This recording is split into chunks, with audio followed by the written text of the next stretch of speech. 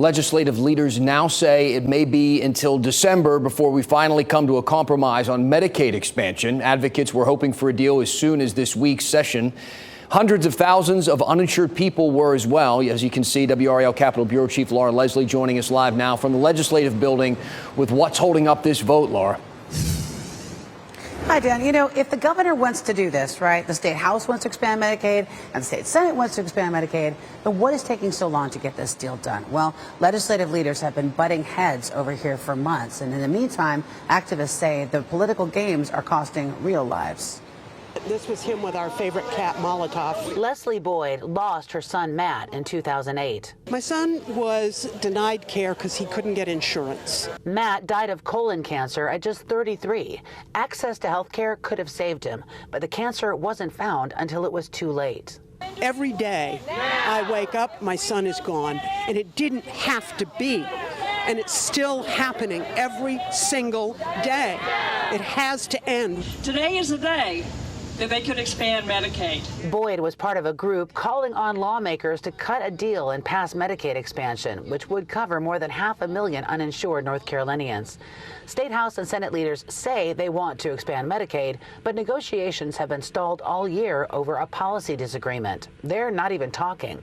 No, I'm not negotiating with anyone. I mean, our negotiation was the bill we passed. They know where I am, and they know what my position is. So I'm not having any active back and forth with them. Senate Leader Phil Berger says the only way they'll reach a deal is if the House agrees to a major rewrite of the state Certificate of Need laws, which control how many health care facilities can be built in one area. Hospitals want to keep those laws in place. I do not see the Senate passing Medicaid expansion.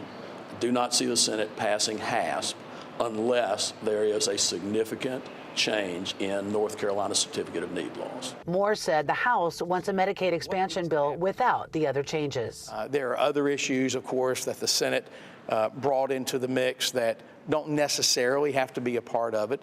In the meantime, Boyd said, as many as 3 North Carolinians a day are dying because of lack of access to health care, just like her son. He didn't deserve to die. And neither does anybody else who's dying. The 3 people who probably die today, they don't deserve to die either.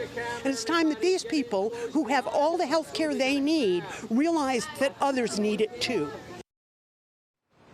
Now, Moore says he has been talking with State Health Secretary Cody Kinsley, trying to design a Medicaid expansion plan that the federal Medicaid officials will be willing to sign off on. However, it's still got to make it through the state Senate. Dan? All right, we'll wait and see what happens. Obviously, a lot of people waiting with bated breath here. Laura Leslie reporting live from the Capitol. Thank you.